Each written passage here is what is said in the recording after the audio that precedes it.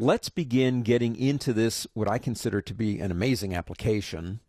And let's talk about some of the fundamental things about Adobe Illustrator. Now, first off, Adobe Illustrator is probably older than a lot of people that are listening to me right now. It came out in 1987, believe it or not. It was Aldous Illustrator. It has really grown from those beginning days. Bought by Adobe. Adobe Illustrator is what we call it now. We're currently at CC, which is kind of cool, Creative Cloud.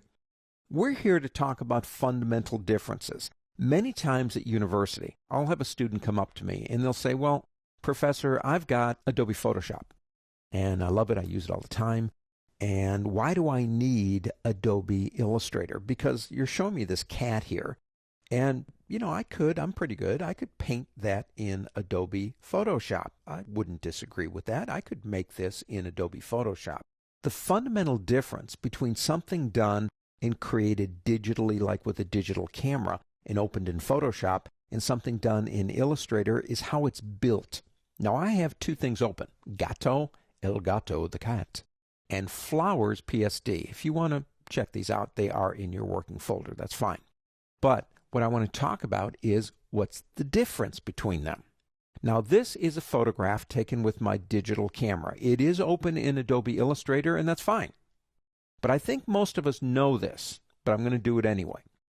If I come up and pick up my zoom tool and begin zooming in on this area right here, now this is a high-res image, so it'll take a bit, but eventually we begin to see the actual breakdown of the image itself. We begin to see the pixels that make this image up.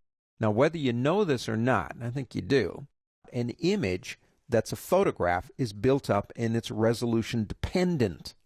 The number of pixels in a linear inch determine its quality. What I like to say is photographs will live and they will die on their resolution. If I have an image with a resolution of 72, it'll be fine in PowerPoint. It'll be fine on the internet in a PDF document, but it ain't going to work if I want to print it. If it's 300, it'll work to print, but it wouldn't really be that good if you're going out to the internet. So resolution is a very important part. It's bricks. Now, eventually, because it looks like a flower again here, eventually when we begin lowering the size of an image down in a program like Illustrator or Photoshop, and it's resolution dependent, our eyes lose the ability to resolve the image. Resolution is about resolving. Eventually, our eyes can no longer resolve the little tiny bricks. And what happens is color memory and color shape in our heads take over and we see a flower. But in reality, that thing is nothing but a bunch of square bricks, pixels. Now, if we go back to El Gato here, this was drawn with a pen tool. Now, it's not really that complicated of a shape. If I come up here to the word View, there's an option called Outline. Now, that won't work with a photograph because the photograph's not vector. But if I click that, you will see the outline that the pen tool made to draw it, and then it was filled with colors and it became the cat. Now, the shortcut for going from outline to regular preview is Command Y.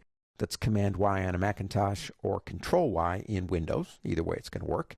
Same keys, different names. The difference, and again, I think you know this. If you don't, you're going to find it out. That cat, I can do anything I want with that cat. I can blow him up to the size of the moon, and he will look fine sitting on the moon if I could get him up there. But I don't have that problem with resolution because he's vector. He is resolution independent. So if I come up and pick up my zoom tool again and begin zooming, it doesn't matter how big I make this thing because what happens is this. Images in Adobe Illustrator are created using vector. That's math. Now, to be honest with you, I wouldn't want to do the math myself. That would be really hard. And if you had to do it, very few people would use Adobe Illustrator. The pen tools in that create mathematical shapes.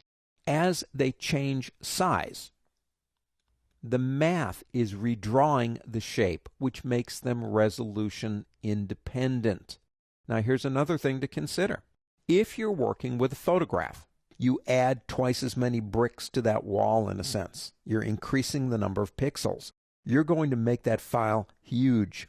It's going to be more than double its size.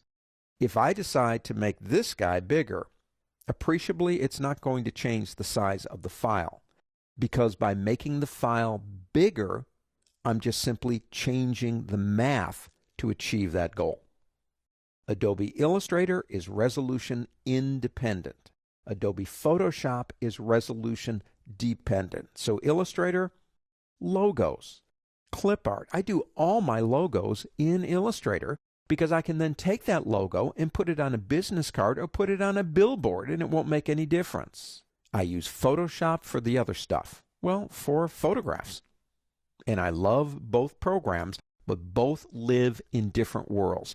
Resolution dependence, that's Photoshop, and resolution independence, that's Adobe Illustrator.